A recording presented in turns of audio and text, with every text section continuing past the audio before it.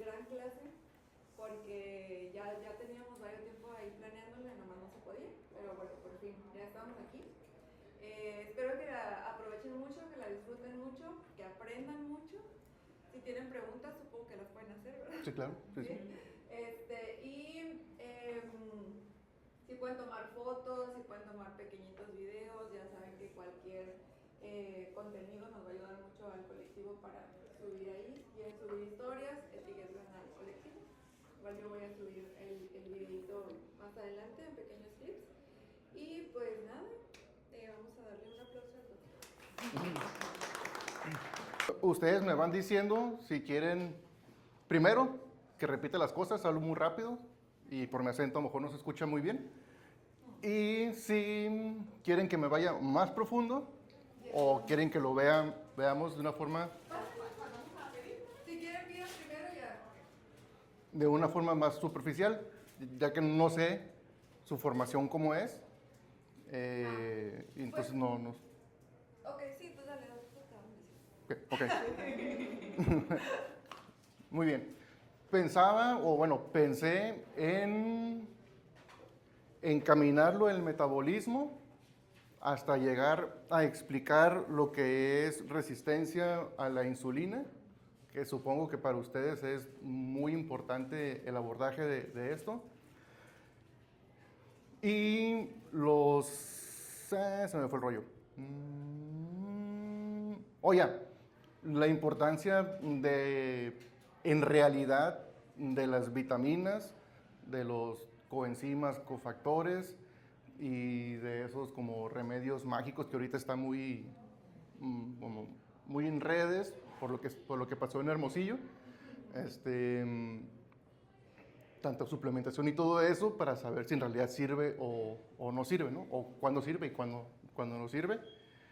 Y eso como que al final que he explicado con las rutas, ¿ok?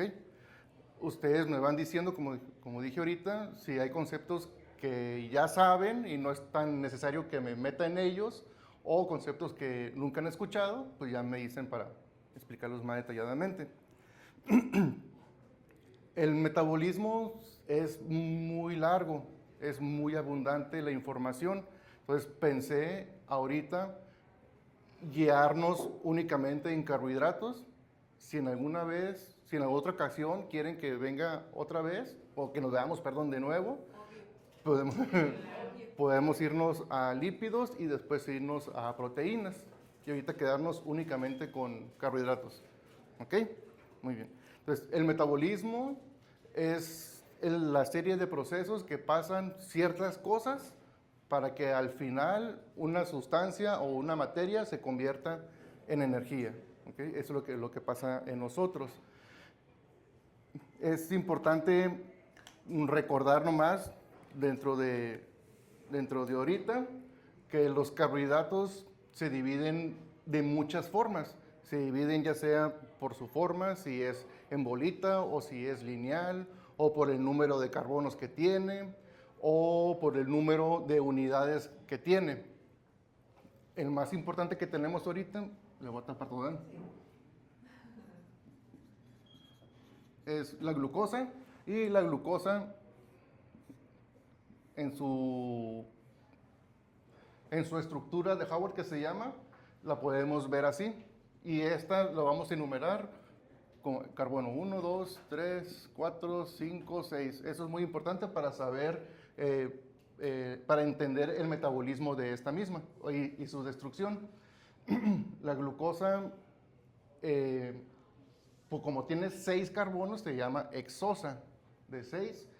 Y como es solamente una bolita, es un monosacárido. Existen otros monosacáridos, que es galactosa y es fructosa.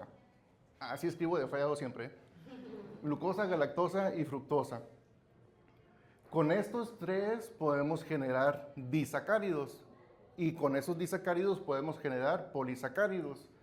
Si yo a este le pego otro aquí, 1, 2, 3, 4, 5, 6, este se va a llamar, va a ser un disacárido.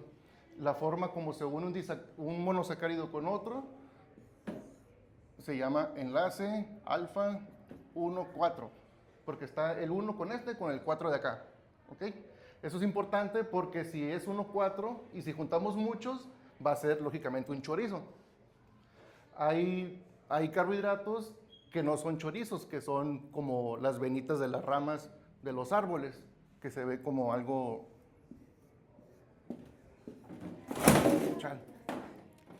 como algo así.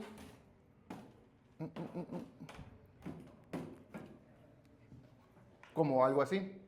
Para que se vea así, tiene que estar pegado otro por acá. Vamos a poner despacito. Y de aquí ya se le pegan otros para acá. Bueno, entonces podemos tener lineales y podemos tener en forma ramificada. Como el glucógeno, exactamente. Entonces tenemos monosacáridos, una bolita, disacáridos, 2 bolitas, trisacáridos, 3 bolitas, oligosacáridos y luego polisacáridos. Los más importantes de los monos, la glucosa, la lactosa y la fructosa. Y con estos 3 vamos a hacer todos los demás.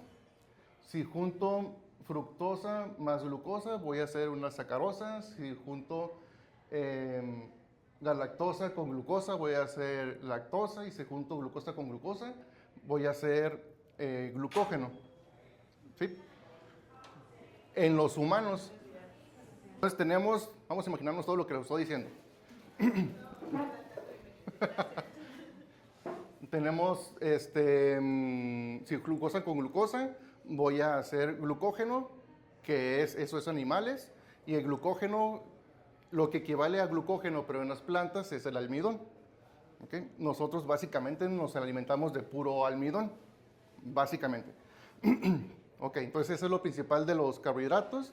La glucosa es un carbohidrato, es una hexosa, que cuando la guardamos en nuestro cuerpo, agarramos un montón de glucosas y formamos glucógeno.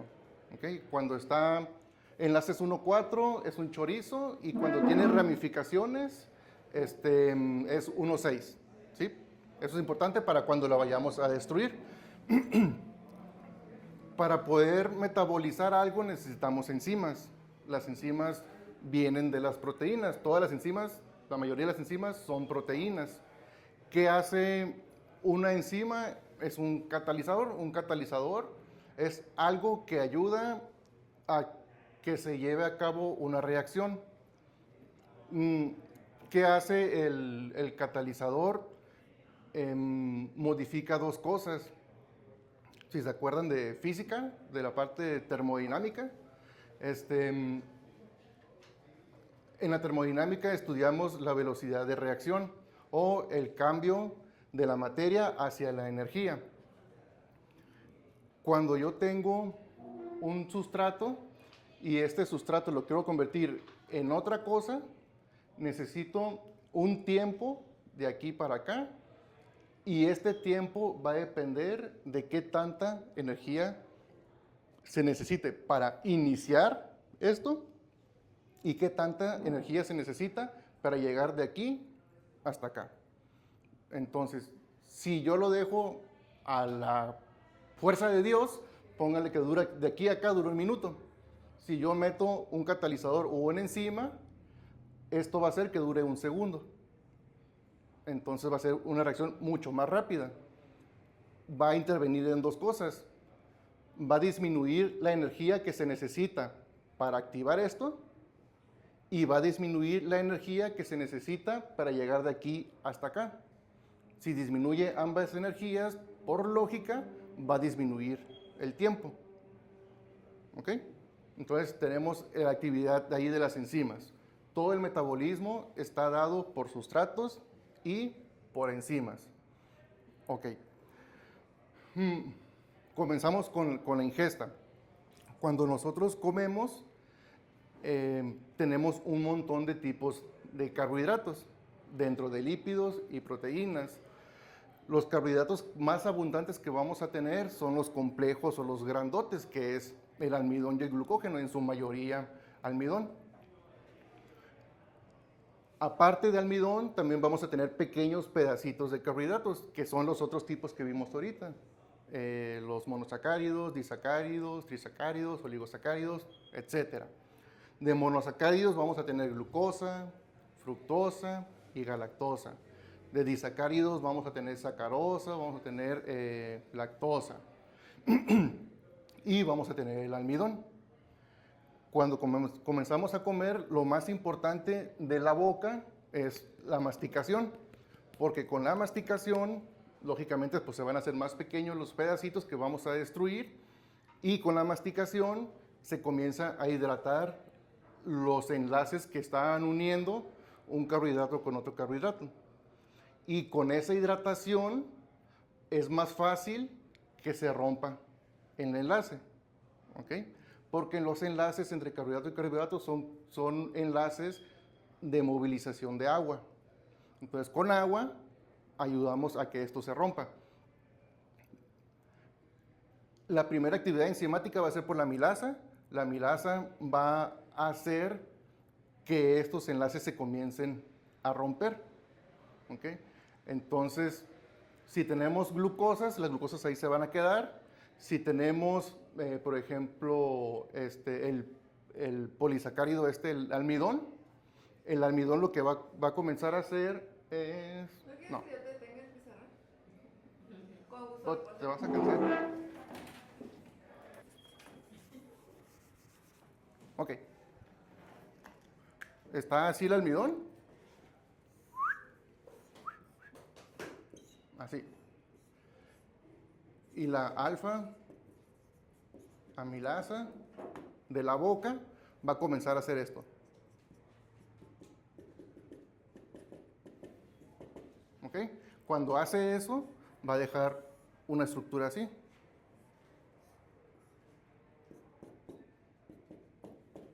Con un montón de remanentes. ¿Ok?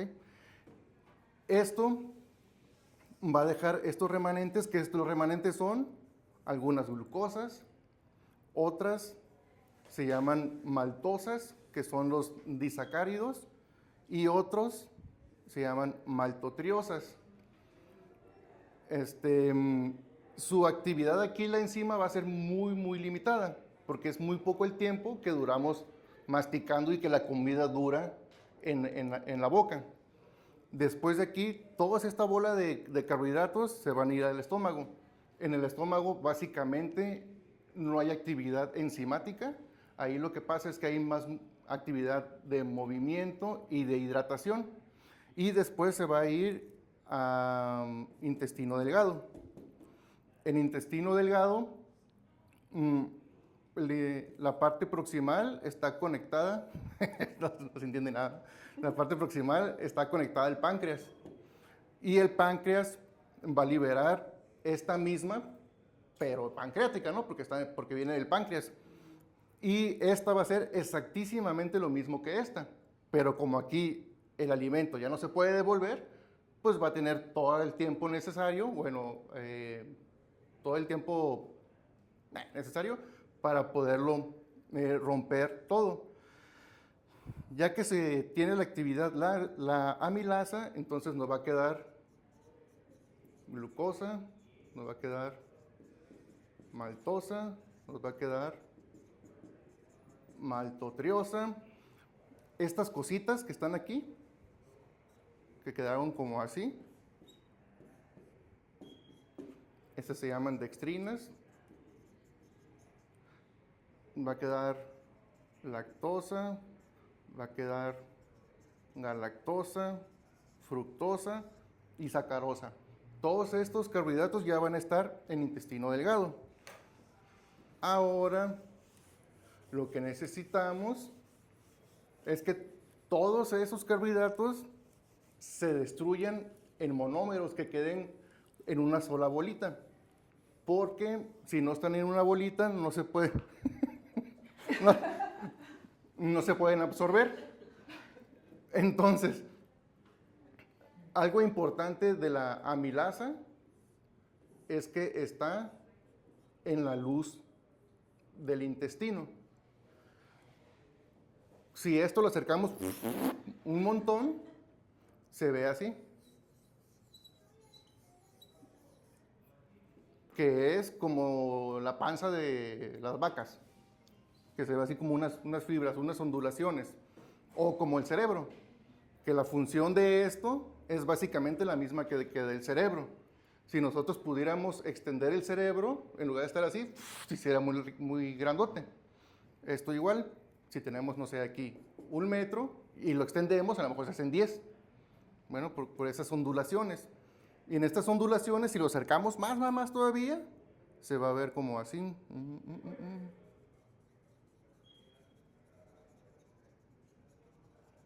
Ondulaciones sobre las ondulaciones, que es la misma función.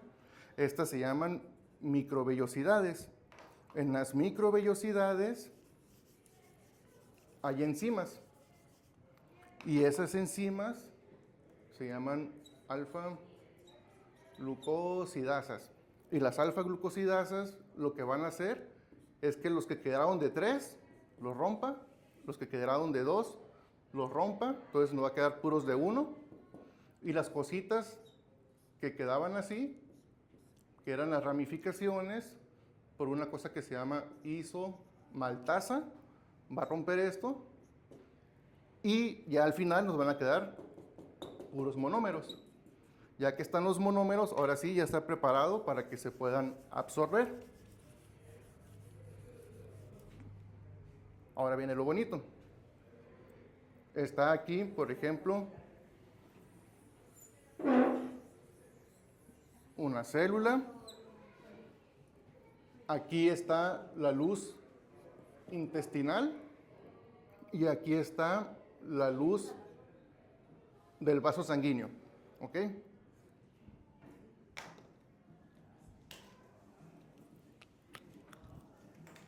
Aquí es sangre y acá se va a hacer caca. Bueno, entonces tenemos glucosa, galactosa, bla, bla, bla, bla, bla, bla, bla, bla, todo eso. Aquí tenemos canales, que son como pequeñas puertas. Y esas pequeñas puertas son para que entren los carbohidratos y luego por estas puertas se vayan para la sangre.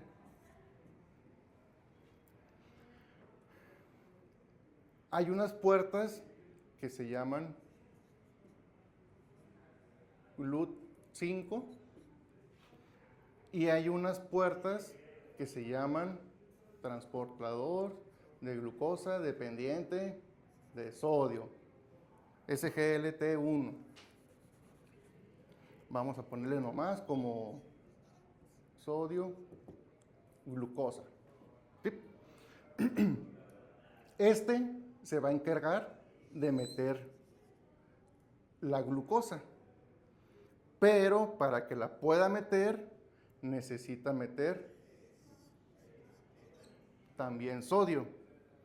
Este mismo receptor actúa sobre la galactosa. Entonces, este receptor mete tanto glucosa como galactosa a costillas de meter sodio.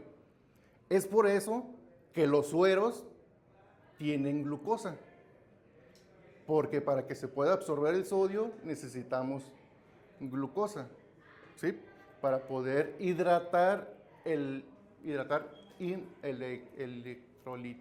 meter electrolitos necesitamos de la glucosa.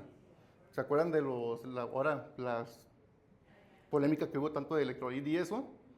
Que decían que estaba muy mal porque tenía glucosa, pues lógicamente para que meta el sodio, pues a huevo necesita glucosa. Si no, pues va a ser limitada el ingreso de sodio que va a ser por vía intestinal. Entonces, este se encarga de meter glucosa y de meter galactosa. Por el GLUT5 se va a meter la fructosa. Ya que tenemos la fructosa, glucosa y galactosa, la vamos a mandar por acá, uno que se llama GLUT2 y GLUT2. Ahora en sangre van a estar la fructosa, galactosa y glucosa. ¿Simón? ¿Voy muy rápido? Ok. Ya que los tenemos en sangre, al mismo tiempo,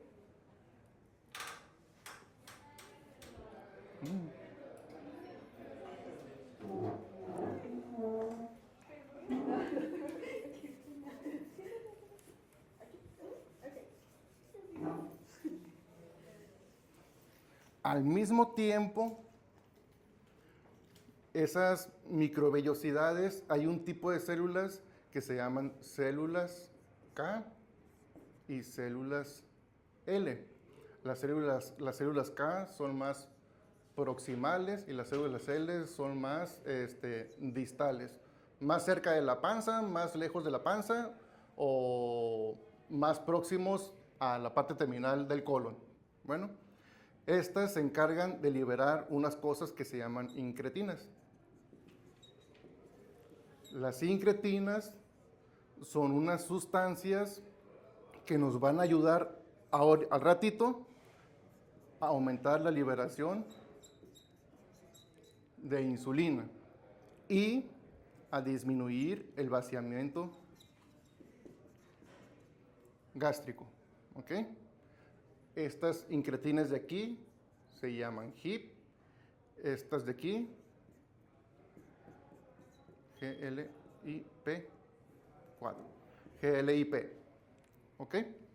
GLIP de acá y HIP de acá. Que estas son las que estamos modulando cuando se ponen las inyecciones de los nuevos medicamentos que se utilizan mucho para bajar de peso. Ok, se metieron los carbohidratos aquí, a la sangre, y se van por todo el torrente. En algún momento, esos carbohidratos, esa glucosa va a llegar al páncreas, en algún momento de la vida. Cuando llega al páncreas, vamos a ponerlo así, no, así no.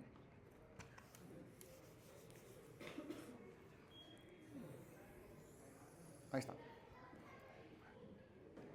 El páncreas tiene diferentes tipos de células, alfa, beta, delta, etc. Ahorita nos importan las beta, porque las betas son las que van a sintetizar insulina.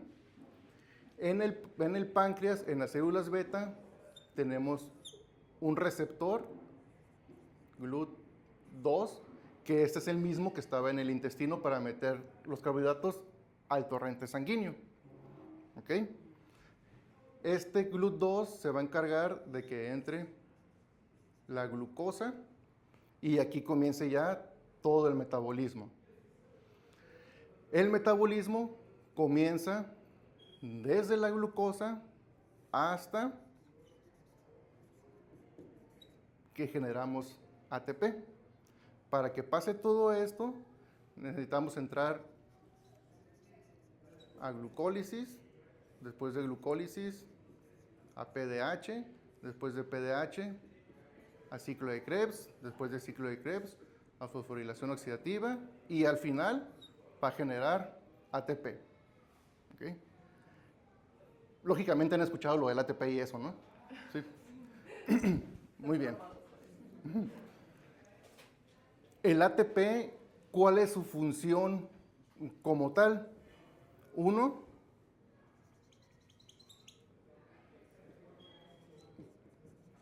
activa y desactiva enzimas. Otro, ayuda con la velocidad de reacción, lo que dije ahorita de las enzimas, el tiempo que lleva desde un sustrato A hasta un sustrato B, ayuda como un cofactor para que esto se pueda llevar a cabo. Y lo más importante, activa bombas. ¿Qué bombas? Como la que vimos ahorita en el intestino. Esas bombas que meten sustancia A a costillas de sustancia B. Por ejemplo, glucosa a costillas de sodio. ¿Sí? Hay bombas que necesitan energía para poder funcionar. Por ejemplo, esta no. Pero que no necesite energía no quiere decir que no necesite de ATP. Porque esta, para que funcione, tuvo que haber funcionado antes otra bomba que se llama sodio, potasio, ATP, ASA. ¿Esta qué hace? Un montón de cosas que al final van a generar unos cambios en la célula y esos cambios en la célula van a hacer que el cuerpo necesite de sodio. ¿Vale?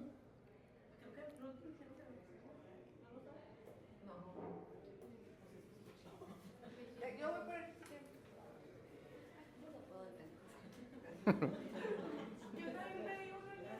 Ok, puedo salir de acá. No,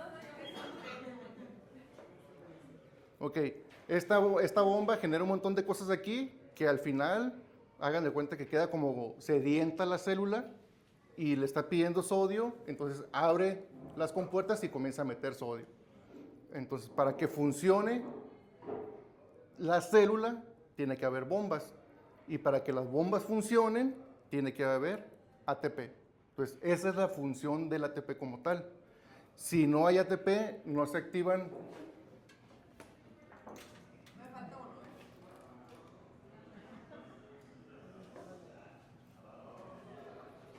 Si no hay ATP, no se activan las bombas. Y si no se activan las bombas, no hay actividad enzimática. Y si no hay actividad enzimática, lógicamente no hay metabolismo. Y si no hay metabolismo, pues se muere la célula. ¿Ok? ¿Lo repito? Ok. La función del ATP al final es que funcionen las bombas. ¿Sí? Si funcionan las bombas, si las bombas funcionan, va a haber intercambio de nutrientes.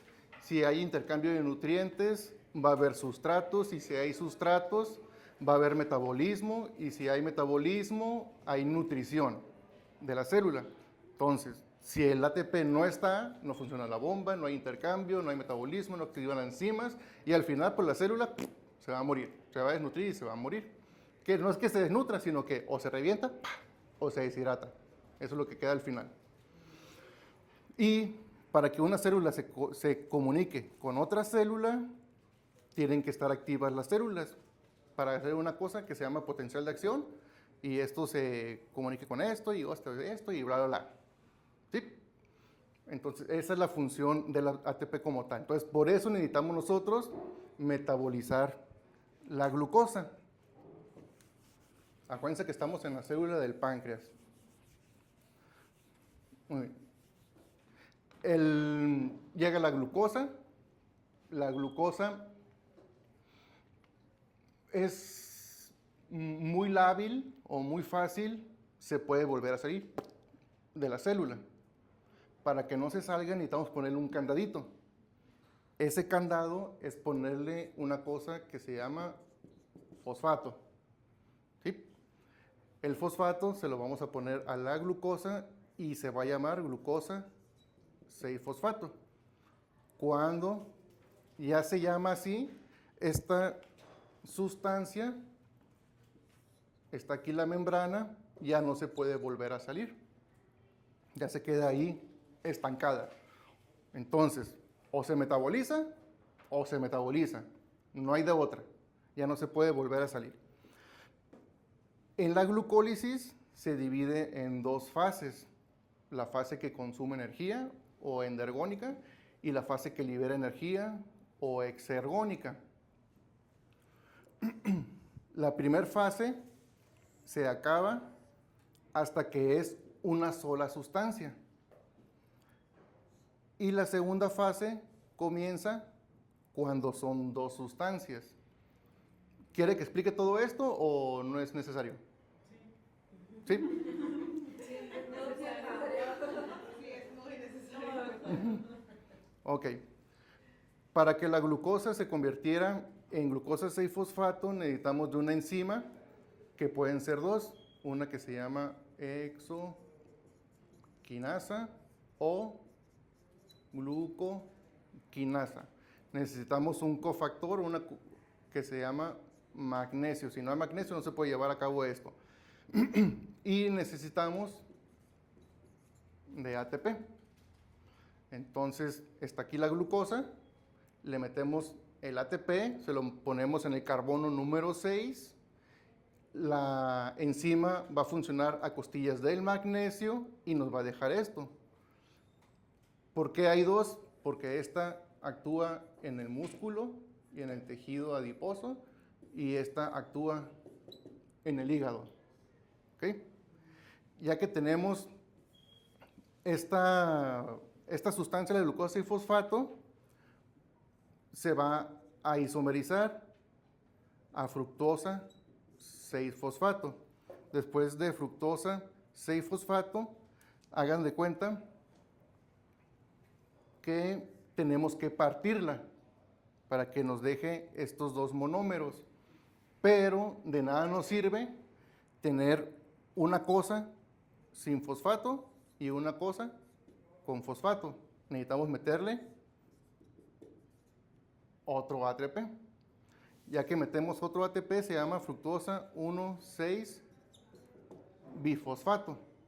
Ahora sí, hagan de cuenta que el dedo gordo es el fosfato. Primero estaba así unida. Si la separábamos, nos íbamos a quedar así. Entonces necesitamos meterle otro fosfato para que cuando la separemos, quedemos con un grupo fosfato. Este se va a llamar dihidroxiacetona fosfato y este se va a llamar gliceraldehído 3-fosfato. Este es el bueno. Este no nos sirve. Entonces, para no desperdiciar este, lo vamos a convertir en este. Y este se va a llamar entonces gliceraldehído 3-fosfato. Entonces, de cada glucosa vamos a sacar 2 gliceraldehído 3-fosfato. Y de aquí para abajo, hagan de cuenta que son 2 cadenitas. ¿Sí? Ahora, estos se van a seguir su metabolismo. Y en este metabolismo se comienza la fase exergónica o la que libera energía. Es la que va a generar ATP. Acá consumimos ATP y acá liberamos ATP. Y al final nos queda una cosa que se llama piruvato. ¿Ok? El piruvato es la fase final de la glucólisis como tal. ¿Sí? Algunos libros o algunos docentes mencionan que el producto final es la acetil-CoA. No es así. Dependiendo a dónde se vaya a ir la ruta, es el final de la glucólisis. Teniendo nosotros el piruvato, podemos tomar dos caminos. Podemos tomar el camino aerobio o seguir, porque hasta el momento teníamos el camino anaerobio. Aerobio de oxígeno, anaerobio no oxígeno. ¿Sí? Si agarramos el camino, si seguimos el camino anaerobio, ese piruvato lo vamos a convertir en lactato o en ácido láctico. Y si nos vamos al aerobio, este lo vamos a convertir en acetil-CoA. ¿Ok?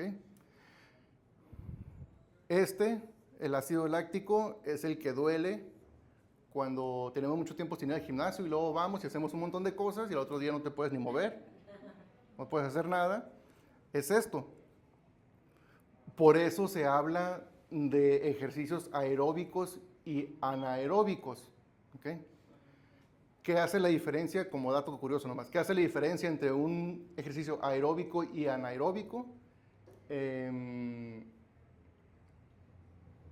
La frecuencia del, ¿cómo se puede decir? El exceso de liberación de piruvato. Si yo estoy necesitando mucha energía, estoy generando mucha piruvato a partir de glucosa para tener mucha energía. ¿Okay? Si yo estoy corriendo sin parar, mi necesidad es lineal de energía. Si yo estoy en el gimnasio, hago series y luego descanso. ¿Okay? Entonces mi necesidad es así. ¿Okay? Y en estos picos es cuando estoy generando un montón de piruvato. Ese piruvato, y luego en el momento que descanso, dejo de necesitar energía. Entonces, este se comienza a atiborrar o a estancar. Y como el cuerpo dice, ok, tengo mucho piruvato, no estoy necesitando energía, ¿qué hago con él? Pues no voy a hacer más energía porque no la necesito. Lo voy a convertir en otra cosa, ¿en qué? En lactato. Entonces, en estos pedazos que no necesito, lo convierto en lactato. Y esto por eso se le dice ejercicio anaeróbico, porque estimula el metabolismo anaeróbico, genera lactato, y como es un ácido, duele. ¿Ok? Muy bien. Vamos a suponer que se va por el lado aeróbico. Después ese piruvato, lo vamos a convertir en acetil-CoA por medio de una cosa muy difícil que se llama PDH, piruvato deshidrogenasa. El piruvato deshidrogenasa es un complejo enzimático, el complejo de enzimas número 1, número 2 y número 3. Estas no son enzimas, son un montón de enzimas. ¿Ok? Cada uno depende de cofactores.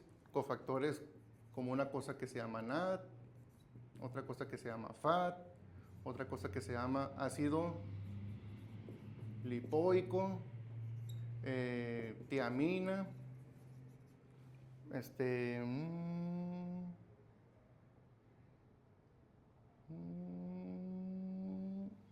y algo se me olvida, pero no me acuerdo cuál. Ok, necesitamos de todos estos para que este funcione. Y su función como tal es convertirlo en acetil-CoA. ¿Okay? ¿Por qué queremos acetil-CoA? Porque el siguiente metabolismo no puede funcionar con el piruvato como tal.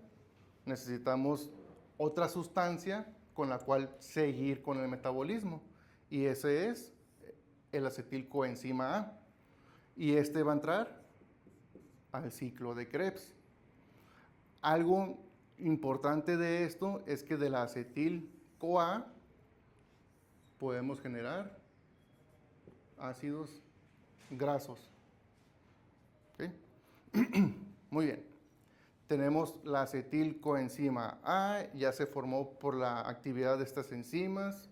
Esta se llama piruvato descarboxilasa, esta se llama dihidrolipoil transetilasa y esta se llama dihidrolipoil deshidrogenasa.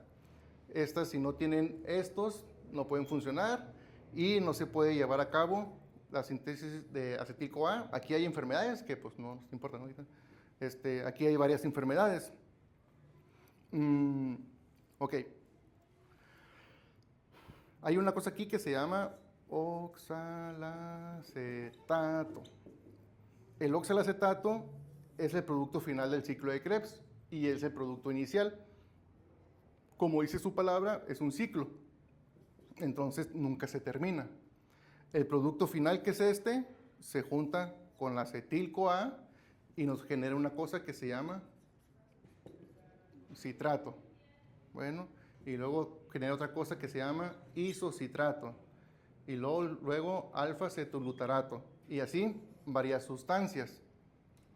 Para que en esas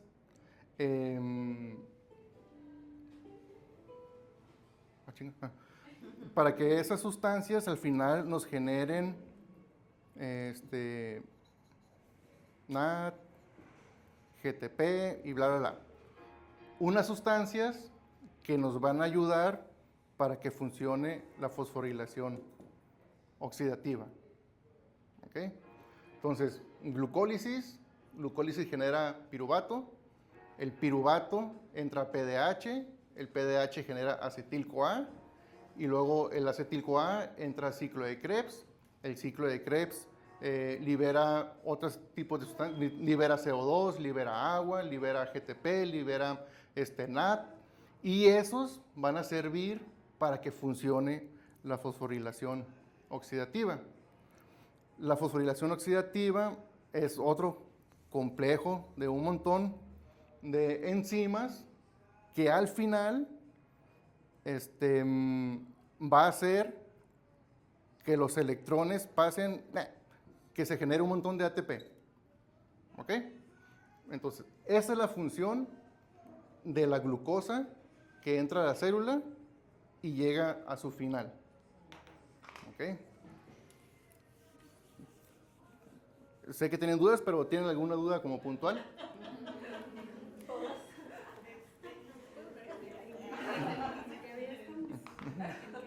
Ok. Recuerden que estábamos en la célula del páncreas. Entonces, todo eso pasó aquí. Bueno, y esa glucosa que entró generó ATP.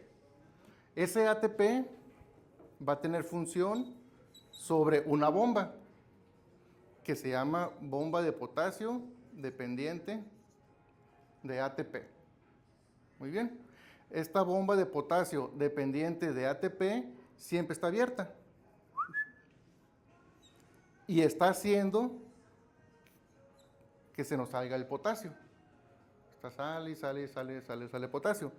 Mientras está saliendo potasio, hagan de cuenta que la célula está desactiva, está dormida. Cuando la bomba detecta que subió los niveles de ATP, se cierra. Y cuando se cierra, se despierta. Y en su interior tenía unas vesículas, unas bolitas. Y esas bolitas están llenas de insulina.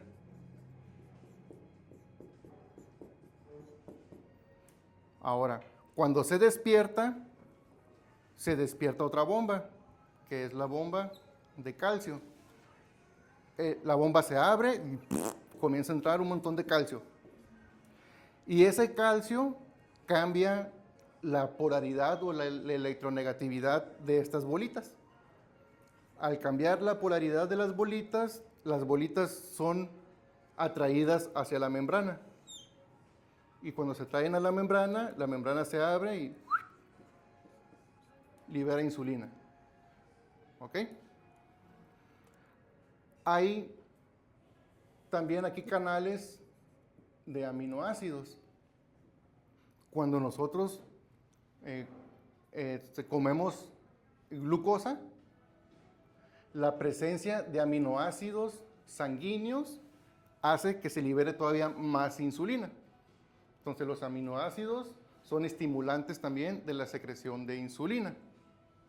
Y otra cosa muy importante, hay receptores también aquí para lo que vimos ahorita.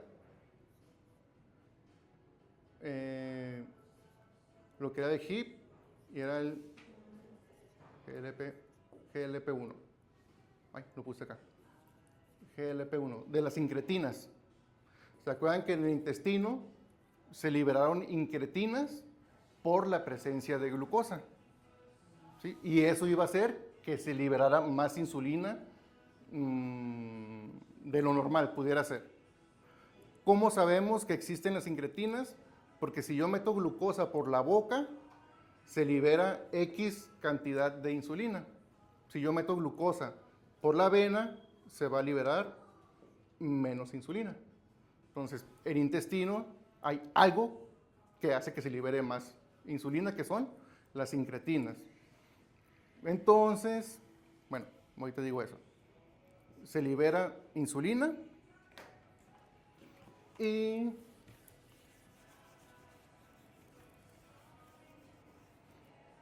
la insulina se va a ir al cuerpo, a todo el cuerpo. Tenemos otra célula aquí. Vamos a suponer que es una célula de un adipocito de la grasa o una célula muscular. Nosotros necesitamos en todas las células tener glucosa para que pase exactamente lo mismo que pasó en la célula del páncreas, para que tenga energía, para que funcionen las bombas y todo eso. Aquí tenemos un canal y aquí tenemos un receptor. Este receptor se llama receptor de insulina. ¿Okay? Y este es el canal por el que debe de entrar la glucosa, que este se llama GLUT4. En el intestino había GLUT2 y GLUT5. En el páncreas hay GLUT1 y GLUT2. que esos hasta ahorita, como vimos, nunca mencionamos insulina, por ende son independientes de insulina. Ya se menciona la insulina, entonces para que funcione necesitamos insulina. Ahora sí, viene otra parte importante. Viene aquí la insulina. La insulina se va a unir con su receptor. Ese receptor va a generar una cascada de señalizaciones, va a generar segundos mensajeros, para que al final se liberen unas cosas que se llaman sustratos de receptores de insulina. Es importante saber esto porque es parte de la resistencia a la insulina. Los sustratos de receptores de insulina son proteinquinasas o son enzimas que fosforilan y desfosforilan. ¿Okay? Como dijimos ahorita, ¿por qué es importante las enzimas? Porque todo lo que dijimos ahorita de que disminuyen la fuerza y todo eso, digo, el tiempo. Y las enzimas junto con ATP se encargaban de activar y desactivar otras enzimas. ¿Sí? Entonces, estas cosas van a activar y desactivar enzimas. ¿Qué enzimas van a activar? Enzimas de los carbohidratos, enzimas de los lípidos y enzimas de las proteínas. ¿Cuáles? Las que generan depósitos de carbohidratos, las que generan depósitos de lípidos y las que generan proteínas. Entonces, la insulina es una hormona que genera depósitos, ¿sí? Va a hacer que tengamos un montón de reservas de glucosa, de lípidos y de proteínas. Para que tengamos la energía necesaria para generar esto, necesitamos glucosa. Entonces, para que entre la glucosa, necesito activar esto. Entonces, otra función de estas proteinquinasas es que al igual como las vesículas de insulina que se iban migrando hacia la membrana, aquí hay unas vesículas que tienen unas proteínas, que son este canal. Se van para acá, se pegan aquí, se abre y entra la glucosa. ¿Sí? Ya que entra la glucosa, glucólisis, PDH, Krebs, fosforilación y libera energía. Ahora, esa energía nos va a ayudar para generar lípidos, para generar proteínas y para generar depósitos de carbohidratos. ¿Qué depósitos de carbohidratos? Como los que vimos ahorita con el almidón. Voy a unir un montón de glucosa con glucosa, con glucosa, con glucosa, con glucosa, y luego glucosas para acá, y así, y así, y así. Y esto, ¿cómo se llama? Es un polisacárido que se llama glucógeno. Y eso lo voy a poner en músculo, y lo voy a poner en hígado y en riñón. ¿Ok? Para cuando esté en ayuno y no esté comiendo, lo pueda romper y tener un montón de glucosas. ¿Ok? Y alimentarme de eso. Del intermedio entre la PDH y el Krebs teníamos la acetil-CoA. Entonces, esa acetil-CoA que sacamos de la glucosa nos sirve para generar ácidos grasos. Ya que tenemos ácidos grasos y en un pasito de la glucólisis tenemos el gliceraldehído 3-fosfato, que es en donde comienza la fase que libera energía. De podemos generar glicerol. Si yo tengo ácido graso más glicerol, agarro 3 ácidos grasos, lo pego a glicerol y tengo triacilgliceroles. Entonces, el metabolismo de glucosa nos va a generar triacilgliceroles. Y las organelas que generan proteínas van a consumir ATP, entonces va a generar más depósitos de proteínas. ¿Ok? Entonces, ya nomás nos falta uno de la glucosa, para explicarlo de la resistencia a la insulina. Tenemos glucosa, se iba a piruvato, se iba a acetil-CoA, Krebs. De aquí podemos hacer ácidos grasos, de aquí podemos hacer glicerol, con estos vamos a hacer triacilgliceroles, y de aquí, con la glucosa 6-fosfato, que era el primer paso, podemos generar NAD-fosfato reducido y podemos generar... ¿Ya te cansaste? Yo lo detengo si quieres. ¿No? Ribosa, por una cosa que se llama vía de las pentosas. La vía de las pentosas es, igual que la glucólisis, tener dos como fases. La fase oxidativa y la fase no oxidativa. La fase oxidativa nos va a generar NAD-fosfato. Cuando tiene la H se llama reducido. Y la fase no oxidativa nos va a generar ribosa. La ribosa nos sirve para generar ARN, ADN y crecimiento celular y etc. ¿Okay? Y el NAD-fosfato reducido nos sirve para que se active una cosa que se llama glutatión, que también es una de las cosas fantasma que ponen en los sueros, muy caros, para que te saquen las toxinas, según esto. No hay evidencia que el glutatión exógeno funcione. El glutatión se encarga de quitar de atacar los radicales libres. ¿Ok? Muy bien. Siempre y cuando esté reducido.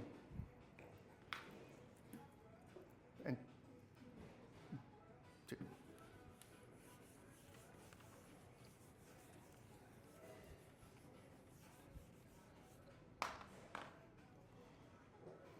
Ahora vamos a suponer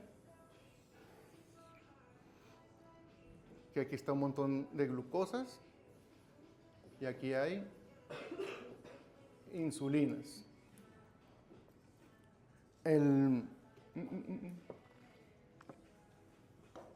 Es una célula del músculo o es un adipocito. Estas glucosas van a entrar por la función de la insulina, se van a ir a todo su metabolismo, van a generar energía. Esa energía va a hacer que funcionen las vías de generación de depósitos de glucosa, de lípidos y de proteínas.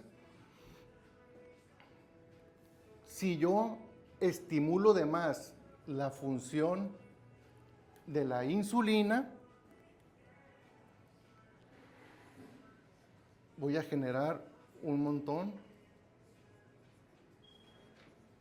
de lípidos, porque con la insulina, con los remanentes de la glucosa, iba a generar ácidos grasos e iba a generar triacilgliceroles. Estos los tengo que meter en algún lado. ¿Ok? ¿Dónde los voy a meter? En los adipocitos. Los adipocitos están codificados genéticamente para crecer hasta cierto tamaño y para dividirse ciertas veces.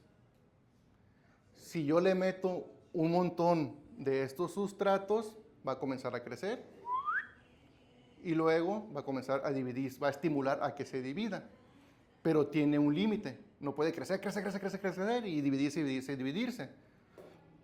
Entonces, en algún momento vamos a vencer ese exceso de crecimiento y de división, y vamos a seguir nosotros siguiéndole metiendo un montón de glucosa y de lípidos. Cuando ya no tenemos en dónde meterlos, ¿dónde los podemos meter? Donde sea. En células que no están encargadas de guardar lípidos, músculo, arterias, venas, páncreas, corazón, donde sea. Y esas células no están diseñadas para guardar tantos lípidos. ¿Ok? Ahora, cuando están guardados ahí los lípidos o que se está generando mucho metabolismo de lípidos porque estamos estimulando mucho la insulina, porque estamos metiendo un montón de glucosa, ese exceso de metabolismo va a generar radicales libres. ¿Radicales libres qué son? Son oxígenos, son nitrógenos, son hidrógenos, que por un instante andan solos por la vida. Estos no deben andar solos, tienen que estar pegados a algo. Y cuando están excesivamente movilizados, por un instante están solitos, y eso puede generar que se peguen a otras cosas que no se deberían de pegar normalmente. ¿Esas cosas qué son? Enzimas. Entonces, esta enzima que debería de recibir señal o debería de recibir órdenes de lo que vimos ahorita, de unas proteínquinasas específicas, va a recibir órdenes de estas cosas. Y estas cosas le va a dar una orden, ¿cuál? Sepa Dios. Pero le va a dar una orden. ¿Ok? Y las enzimas no pueden tener más de una orden. Llega alguien, le da una orden, lo hace. No puede llegar 3 personas y hacer 3 cosas a la vez. Entonces, cuando llegaba aquí la insulina, hacía su función en la membrana, liberaba los sustratos de receptores de insulina que activaba proteínquinasas, y esto activaba el metabolismo de carbohidratos, lípidos y proteínas. Estas cosas que están aquí, los IRS, se van a ver afectados por estos radicales libres. Les van a dar otra señal. ¿Cuál? No sabemos cuál, pero les da otra señal. Entonces, en lugar de aperturar la puerta de aquí para que se meta la glucosa, van a hacer otra cosa. Y no va a haber quién abra la puerta. Y la glucosa se va a quedar afuera. Aquí comienza la resistencia a la insulina.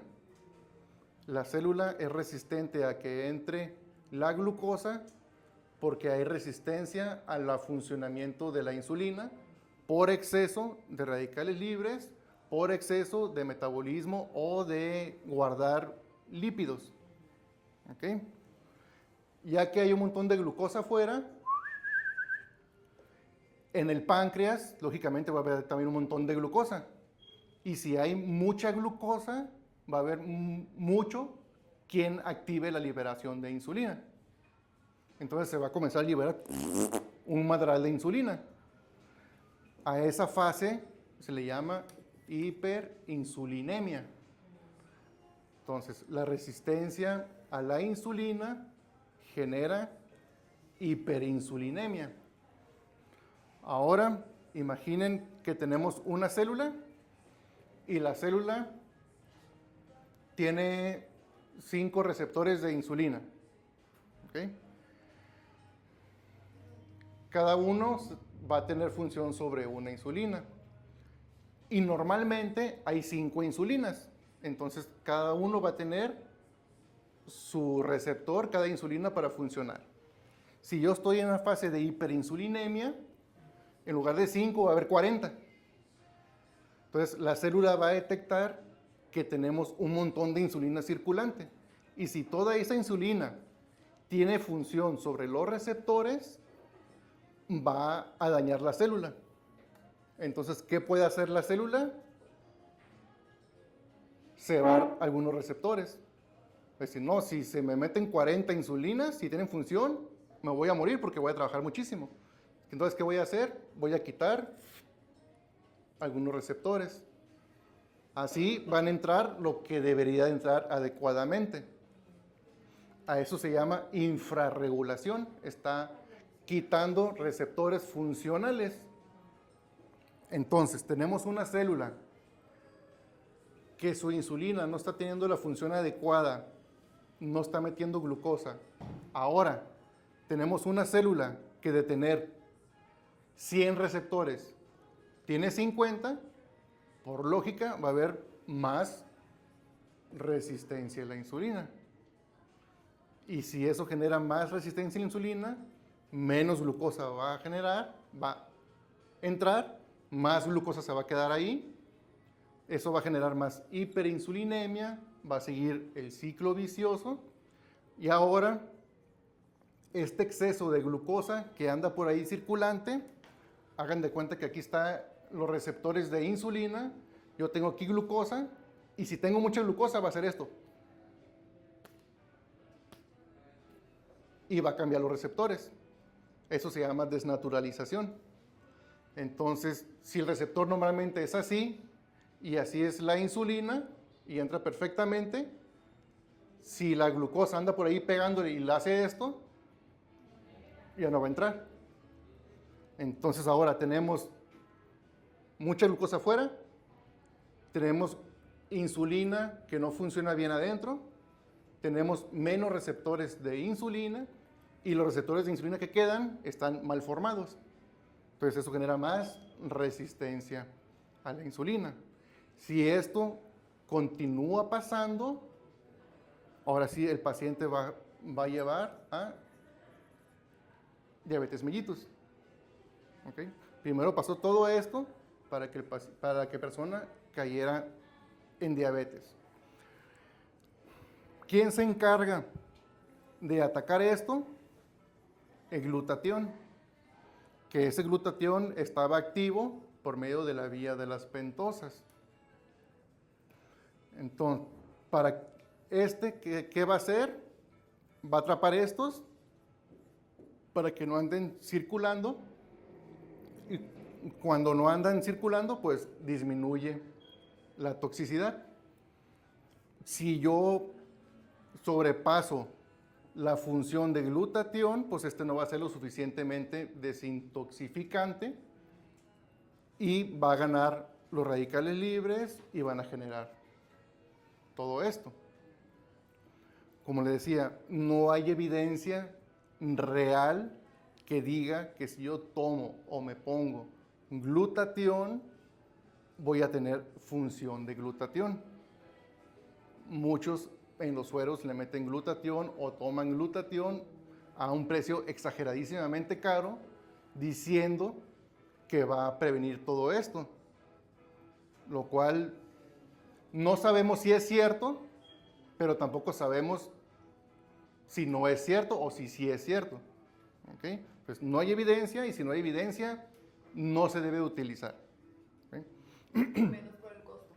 Y mucho menos por el costo, ¿no? Bueno, ¿ya han escuchado el inmunocal? ¿Sí? ¿Sí? Bueno, el inmunocal es un suplemento que lo venden como glutatión. Y pues es bastante muy caro. Tiene proteína también, pero muy poquita. Entonces, si un día se les acerca a alguien para que quieran, les invita a vender glutatión en inmunocal, por favor no lo hagan. Acuérdense de esto. Ok, si quieres, baja. Sí, gracias.